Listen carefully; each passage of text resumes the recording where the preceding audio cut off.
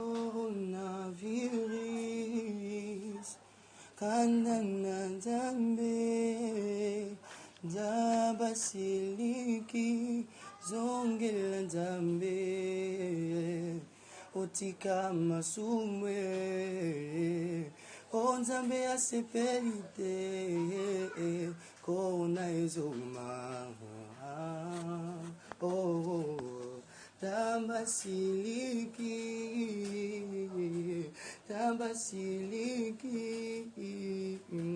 coronavirus. Peuple de Dieu créé par Dieu, 3 fois saint, nous vous prions d'écouter un enseignement de la parole de Dieu ayant pour thème coronavirus par Dr Kaninda Mbayuwachondo, leader représentant légal de l'Église pentecôtiste de la Restauration.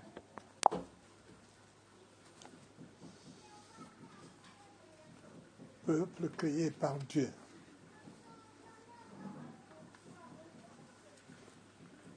Nous vous invitons à suivre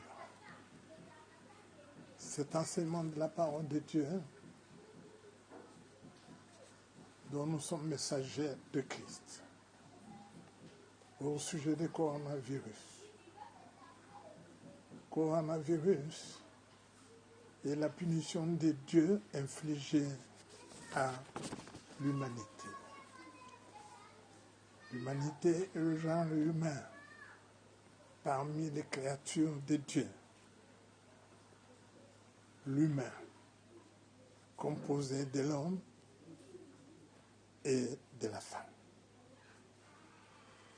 L'homme et la femme est le centre d'intérêt qui a poussé Dieu à se reproduire en l'homme, à son image et à sa ressemblance,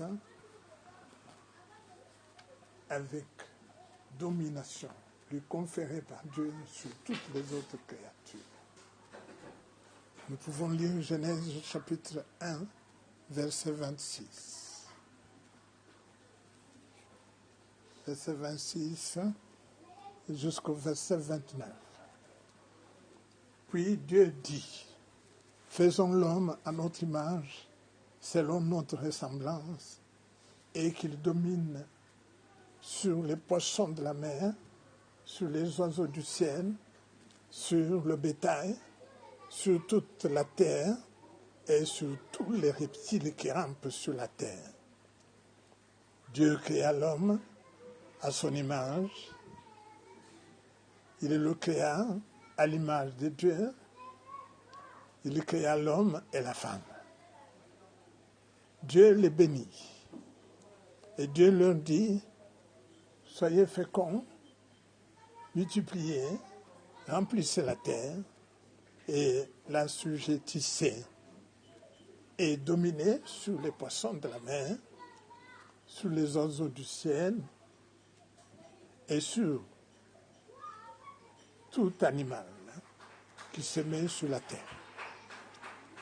Et Dieu dit, voici, je vous donne toute herbe portant de la semence et qui est à la surface de toute la terre et tout arbre ayant en lui du fruit d'arbre et portant de semences. Ça sera votre nourriture. Nous sommes le produit de Dieu. Nous ne sommes pas indépendants, nous ne dépendons pas de nous-mêmes, nous ne sommes pas sortis du néant. Bien-aimés, peuple créé par Dieu. Dieu est omniscient, il avait préparé une lourde maternité par la définition des besoins de l'homme qui allait exprimer ses besoins et que Dieu a réuni, a répondu, a satisfait d'avance à ces besoins, le besoin nutritif et le besoin corporel. Dieu a donc mis en place sa providence, la sagesse qui prévoit et qui pourvoit à tous les besoins de l'homme, ou tous les besoins que l'homme allait exprimer. Dieu a satisfait d'avance. L'homme devait avoir besoin de l'espace, de la lumière, de manger, de boire, des outils pour travailler, etc. C'est ainsi que Dieu avait créé au commencement le ciel et la terre, qui étaient couvertes d'eau, et sur laquelle la terre régnait l'obscurité, le ténèbre. Dieu a restauré toutes choses. L'homme avait besoin de la lumière pour que la terre soit éclairée. Dieu l'a fait au premier jour. Il a créé la lumière. Au deuxième jour, il a séparé les eaux d'en bas et les eaux d'en haut pour faire apparaître le ciel. Et au troisième jour, le Seigneur a rassemblé toutes les eaux qui couvraient la terre pour faire apparaître le sec, la terre sèche. Et Dieu a commandé à la terre de produire la verdure dont l'homme devrait avoir besoin dans la pensée de Dieu. Le quatrième jour, le Seigneur a créé les luminaires, le soleil, la lune. Le soleil pour éclairer la terre le jour, la lune et les étoiles pour éclairer la terre la nuit. Le cinquième jour, Dieu a créé les poissons et les autres animaux aquatiques. Il a créé les animaux, et il a créé les oiseaux. Le sixième jour, notre Dieu a créé des animaux de la terre.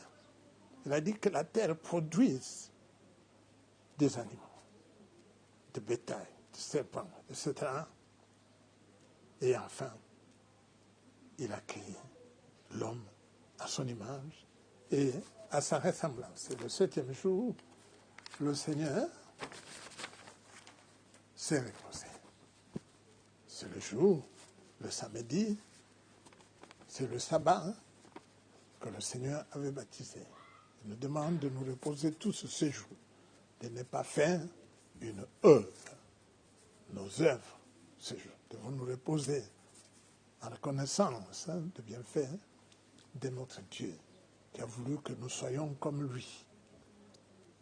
Dieu avait établi l'homme et la femme dans le jardin d'Éden, sur la terre. Il descendait, visitait l'homme sur la terre. Adam était homme-dieu.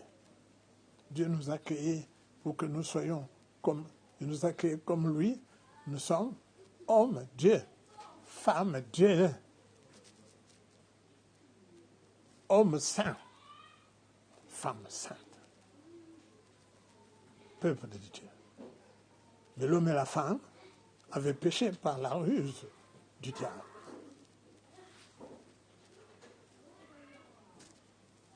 Comme vous le savez, que Dieu les a fait chasser du jardin d'Éden. Et voilà, l'hécatombe avait commencé. La misère avait commencé. Plus le peuple, Dieu avait donné le pouvoir de se reproduire. Il avait donné ce pouvoir à l'homme, à qui il avait marié la femme, Ève. Plus le peuple se multipliait, plus le péché se multipliait. Si bien que Dieu avait décidé de détruire tout ce qui respire. Lisons Genèse chapitre 6, verset 5 à 8, je crois. Ainsi dit l'Éternel. L'Éternel vit que la méchanceté des hommes était grande sur la terre, la méchanceté, et que toutes les pensées de leur cœur se portaient chaque jour uniquement vers le mal. L'Éternel se repentit d'avoir fait l'homme sur la terre, et il fut affligé en son cœur. Et l'Éternel dit, j'exterminerai de la face de la terre l'homme que j'ai créé, depuis l'homme jusqu'au bétail, aux reptiles et aux oiseaux du ciel, car je me repens de les avoir faits.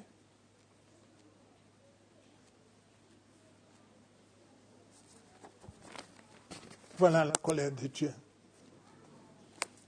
poussée par la méchanceté exprimée par les hommes. Une cause, ma chère. Dieu s'était repenti d'avoir créé l'homme. Il a fait venir le déluge pour tuer tous, à l'exception d'un homme juste, Noé, qu'il avait épargné, lui, sa femme, ses 3 garçons qui étaient mariés déjà à 3 femmes, à leur femme, mais n'avaient pas encore d'enfants. Mais Dieu s'était repenti encore d'avoir détruit la terre sous les eaux par le déluge. Voir l'arc-en-ciel, qui est une alliance entre Dieu et Noé, que s'il y a une mauvaise, une pluie qui menace, qui va tomber et qui peut détruire, je me manifesterai par cet arc-en-ciel. Mes frères, mes sœurs, mes enfants, aujourd'hui, quel est le comportement des hommes et des femmes envers leur Créateur, envers notre Créateur par rapport à l'époque de Noé? Le constat est le même, ou même plus. Voilà, bien-aimés, la cause est profonde. L'homme et la femme se sont rebellés de leur Créateur, de leur Dieu, par la désobéissance à sa parole, le péché. Nous allons lire la parole du Seigneur, Romains chapitre 6, verset 23.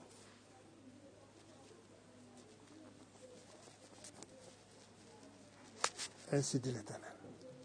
Car le salaire du péché, c'est la mort. Mais le don gratuit de Dieu, c'est la vie éternelle en Jésus-Christ, notre Seigneur. Jésus-Christ est le nom de notre Dieu qui nous a suivis sur la terre dans notre désobéissance pour nous sauver lui-même, car nous étions tous morts. Le salaire du péché, c'est la mort. Nous étions tous morts. Dieu s'est fait homme pour venir sur la terre, se cacher, se revêtir son esprit de la chair d'homme, et qui était même une offrande sainte qui devait offrir, manifestant ainsi le grand amour qu'il avait exprimé, ou qu'il a pour nous. Il devait se donner à la mort pour que nous, qui étions morts, nous puissions avoir l'échange, prendre la vie de Jésus, parce que lui avait décidé, en se donnant la mort, de prendre la mort qui était... Il avait payé l'amende. Il avait payé l'amende pour nous racheter. Pour que nous ayons la vie, il fallait que Jésus, Dieu en Jésus-Christ, se donne à la mort. Parce que lui est tout puissant, il devrait récupérer sa vie par après, par la résurrection. Ce que vous connaissez. Toute la terre a été vue et vue en 5 continents. Il y a